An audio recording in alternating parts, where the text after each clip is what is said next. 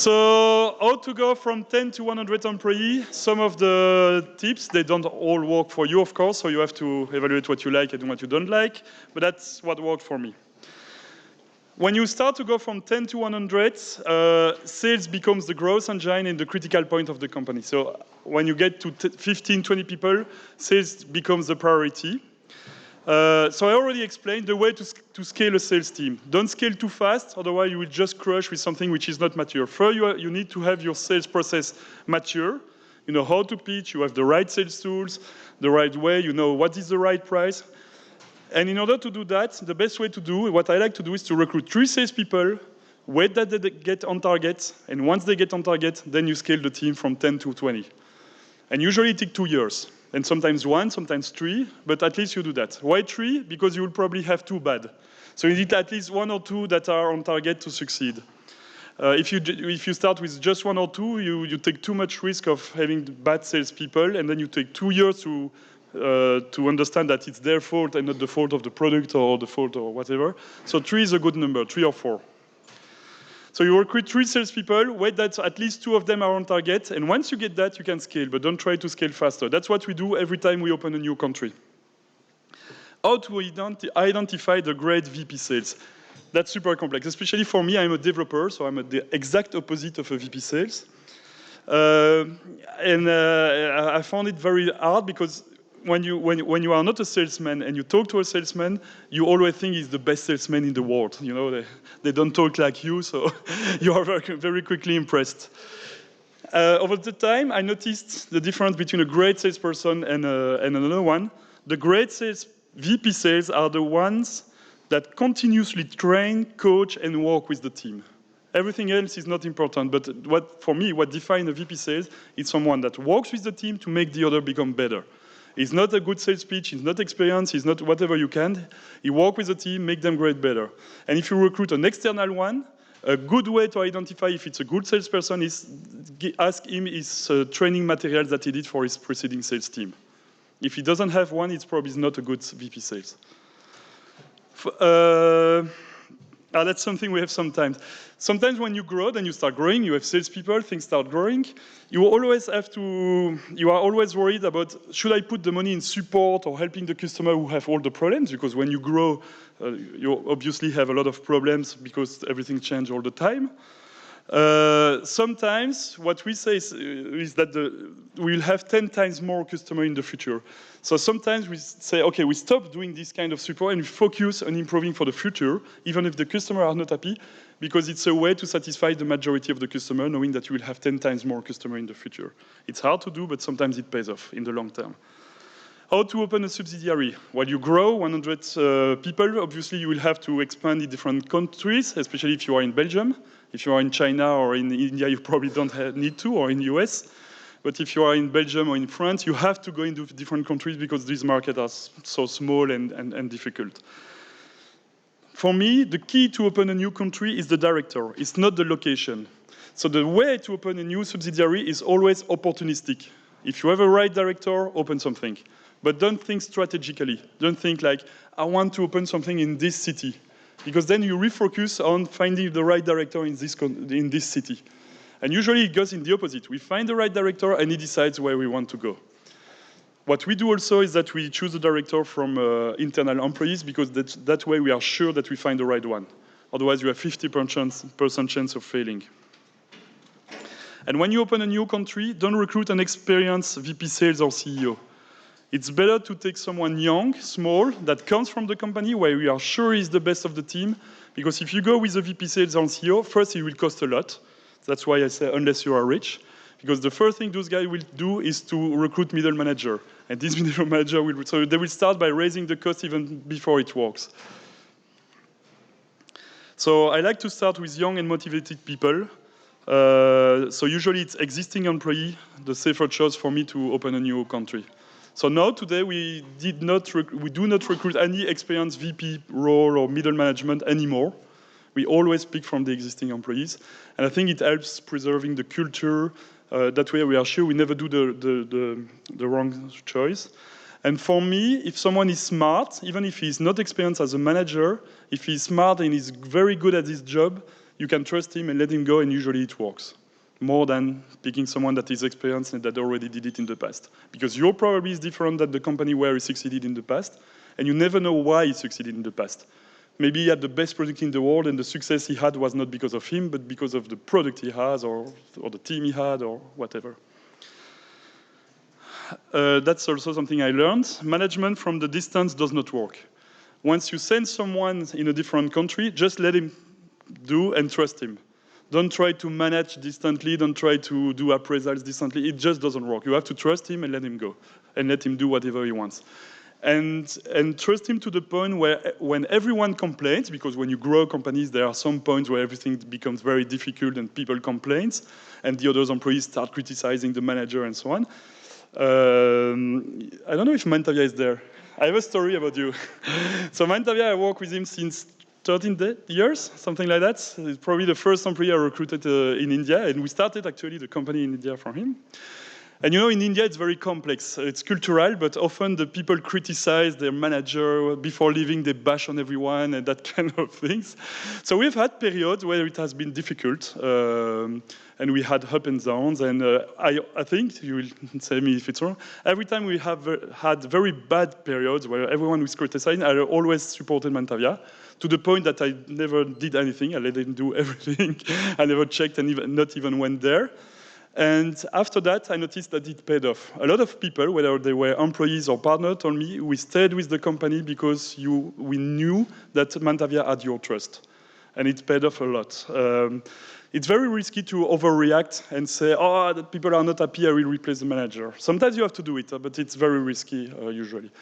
And if you have to do that, what I would do before is to work with him 6 months before doing that.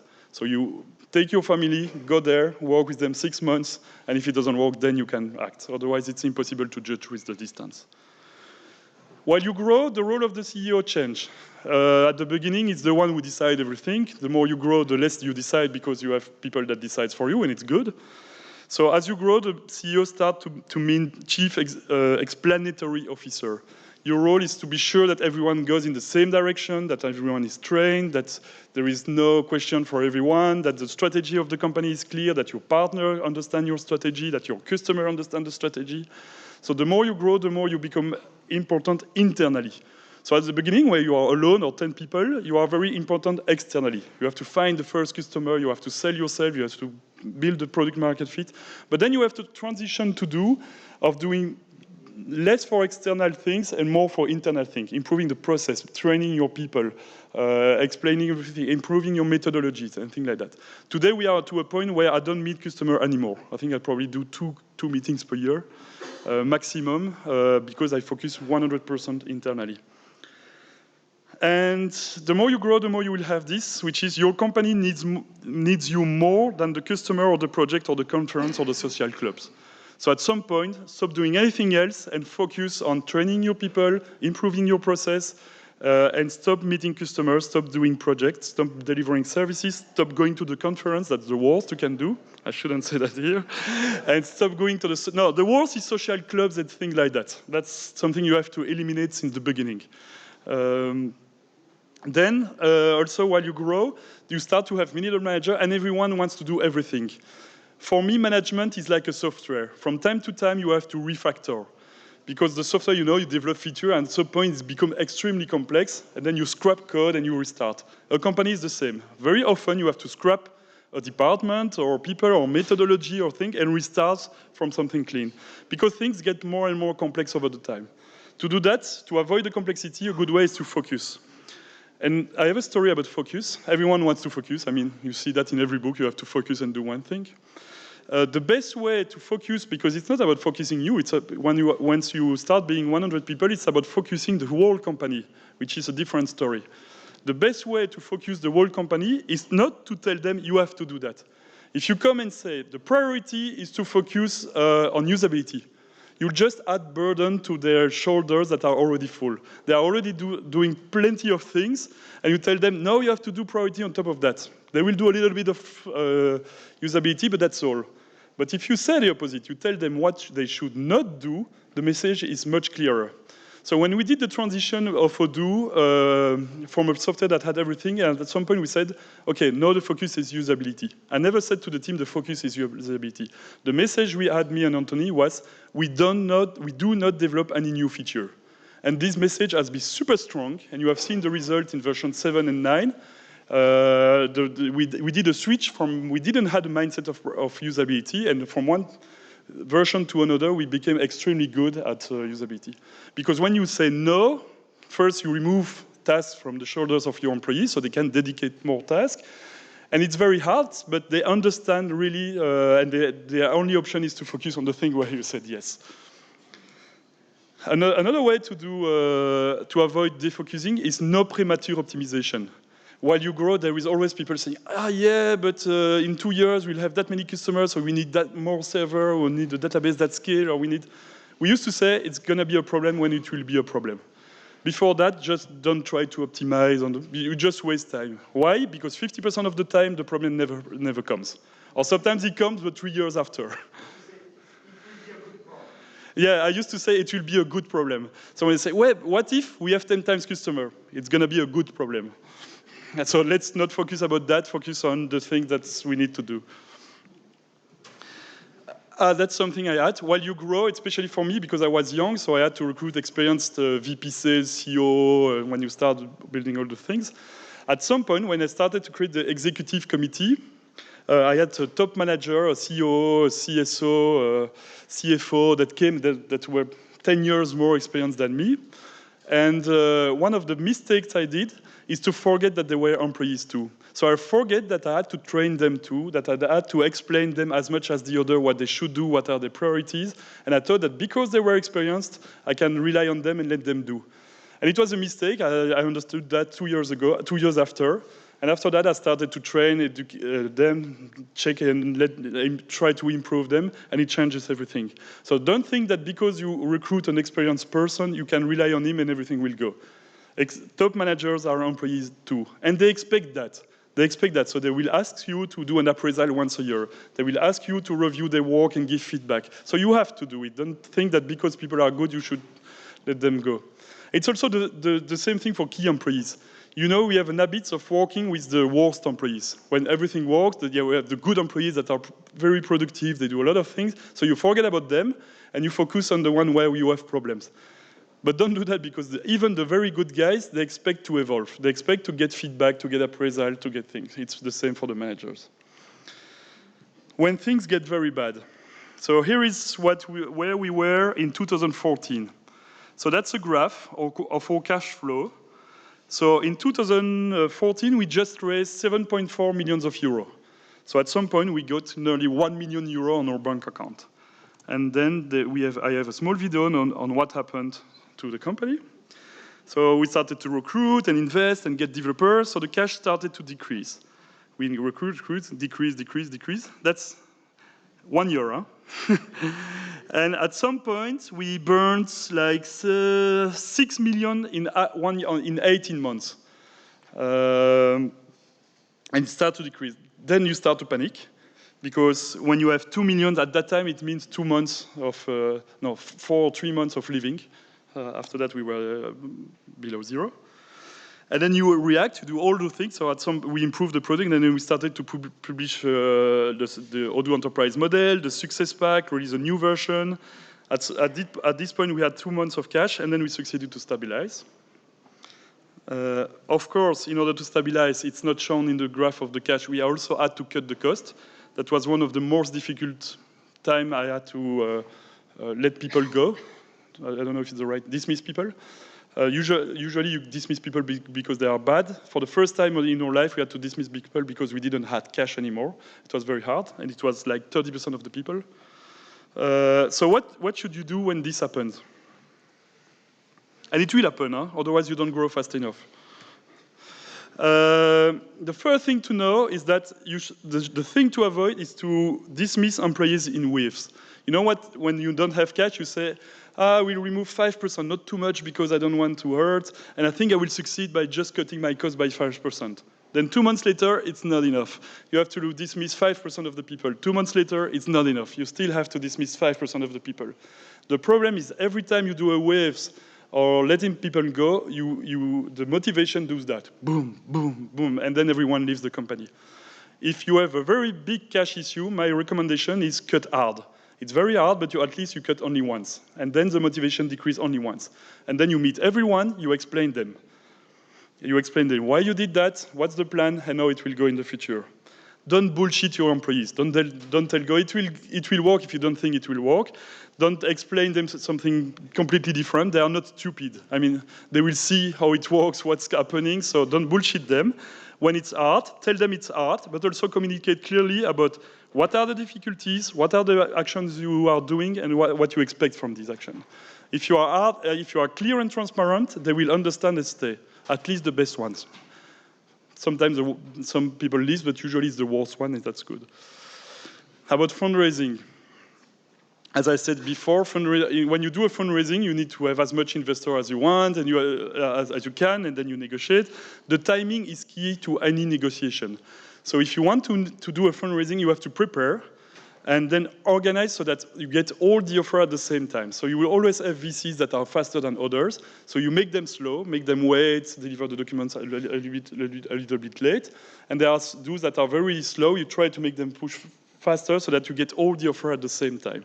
So timing is extremely key. It's key in any negotiation. I think timing is probably the best thing you can do in any negotiation. That's very specific to Belgium. When you negotiate to do a fundraising, you always disagree with the value. I will give you a wrong number, but for Odoo, it was like, I think my company is worth 10 million euros. And then the VC said, no, it's worth 5. And then you start negotiating.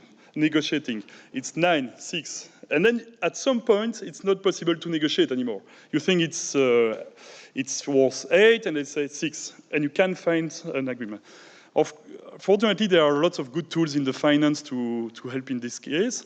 One of them is to do some stock options and say, okay, we do the fundraising at 6, but if you are right about your business plan and the company grow a lot, then we will give you option that you will convert into shares based on the revenue of the company in the future, to simulate like if it's 8, if you do the revenue that you did. In Belgium, it's a little bit tricky because you are taxed when you receive the stock option and not when you convert them into shares. So once you do that for me, just to give you an idea, I should have paid 1 million of taxes. I would have accepted my first fundraising offer. And I noticed that the day just before signing the contract. And at that time, I didn't add a salary. So obviously, I don't know what I would have done, but nothing good.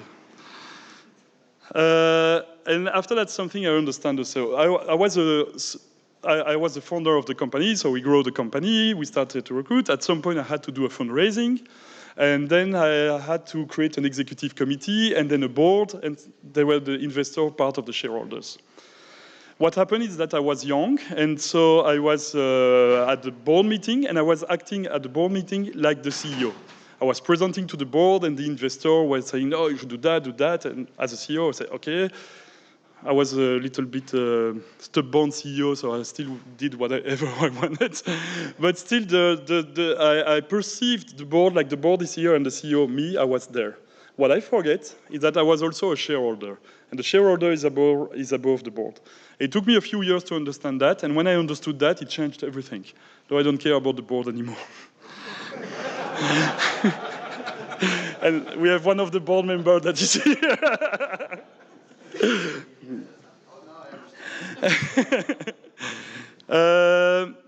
So I am a developer, like a lot of you in the room. And as a developer, you always think you can crack everything. You have a password in the software, you crack it, you remove the password. You have a problem on how to install something, you debug the thing to know how to install. I think it's the same in the life. In the life, you can crack everything too. Every contract. Like if you negotiate with investor, the best thing you should do is to put loopholes in the contract. It's much easier than negotiating because they will not perceive it. And if you start seeing the thing that way, that you can crack everything, you have no border on anything. So often we have in the company, yeah, but we cannot do that, it's legally not possible. We always find a way. Or I will give you a real practical example. We were negotiating with the investor, and I wanted a way to have the full control about to whom I sell or I buy the shares. And they didn't want it. They wanted the possibility to preemption right to buy the share before someone else. So what I negotiated is that between me and my, so there was one guy who had 1%, who are ordinary shareholder because he started something with me a few years back. I told them, I need to buy his shares, so I need a free buying and selling of share between the ordinary shareholders. They said yes. And as I get that, I could exchange share with everyone. I just had to sell one ordinary share to anybody, and then I could buy or sell any shares with him, bypassing all the preemptive rights. It's much easier to do that than negotiating a preemptive right. Because if you try to negotiate the preemptive right, then you start talking with lawyers and then policy and blah, blah, blah. Just find a loophole and it's much easier. Second thing is to read the law. When you read the law, you learn so much. It feels stupid, but I did a lot of big mistakes, including licensing 30% of the company because I didn't read the law. Because we wanted to put cash back in the company, the investor refused. So we did, at the point where we really needed cash, they refused, and so we had to fire a few people just to stay on board. What I forget is that the shareholders can fire the board, so I could have fired the board, take a decision to accept the money we wanted to put, and then continue without losing the time we have lost. And so after that, I read the law. Now I know everything, and that's why I know how to find loopholes in most of the things. And I noticed that you can read the law, in at least the law of companies, loi des sociétés, code des sociétés. It's only 4 hours, and it's super easy to read. It's much easier to read than any contract of a lawyer. So I really recommend to do it. I read 2 books a week, but this one was one of the best I've read. About people, recruitment is key. Onboarding of new employees is super important. When you start growing and you onboard employees, I've lived that in the United States. We recruit, of course, lots of salespeople. Between the moment where we had not a good onboarding, we needed 5 months for a salesperson to be efficient. And the moment where we had a very good onboarding, we trained him, we made some course and tests and everything, they became efficient in 2 months. So it's very important to invest in a way on the way you onboard the new employees. It changes everything. Above 50 employees, you can manage salary package based on employee cost. You should have a look at odoo.com/jobs with a salary configurator, which is amazing, where we manage by employee cost instead of salaries. But I don't have time to explain you that now. How much time I have for the question? 3 minutes, 3 questions. Does anyone have a question? Yes?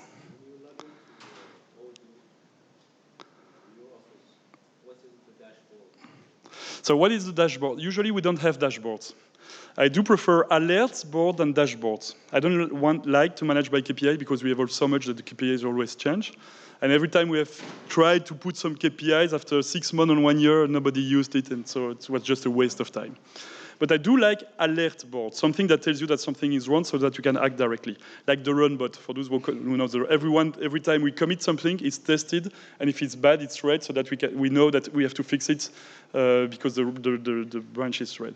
So I do like alert board. I like to have like customer satisfaction survey so that all the negative feedback are processed by someone that will call them back right after. But KPI, where you aggregate the number to say 73% of your customers are happy, usually is not actionable. So before setting a KPI, you should ask one question. What kind of action will I do if this KPI says 73% instead of 83%? If you don't have an answer to that, don't waste your time building KPIs. Next question. How are you keeping your employees motivated? How do we keep employees motivated? You have to ask them. There are a lot of them here.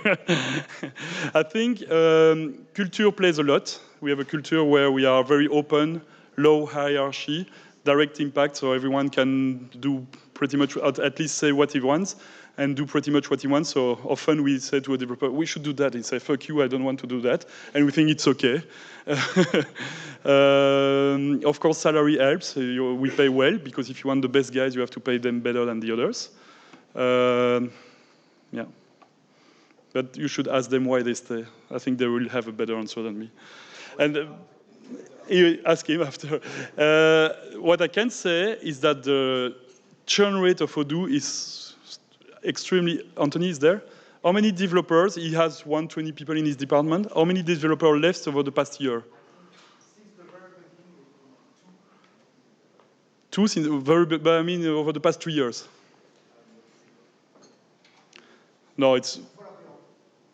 Yeah, he said nobody left over 120 developers over the past 3 years, but I think it's probably 1 or 2. But we have a retention rate that no other company has. And it's mainly because of the culture, because we have challenge, because we understand why we do that. We do things that have an impact. And because we are not boring manager. That helps too. The main reason why people leave is because they have boring managers. And we live in a farm, it's pretty cool. It seems stupid, but I lived also in San Francisco where we were in a traditional building. Before that, I was always in a farm, so I couldn't notice how good it was in a farm because I only lived in a farm. But then I went to this building, and I noticed that for the full day I was in the office. I never went outside because we were at the 3rd floor. Going outside means you have to take the lift and go somewhere, and we were never outside. In a farm, it's a square farm, so if you want to go to this office to this one, you go outside, and a lot of people do that, so you discuss outside, and sometimes it's beautiful, the weather is good, not always in Belgium. It seems not important, but it plays a lot on how you feel at work, I think. Okay, thank you.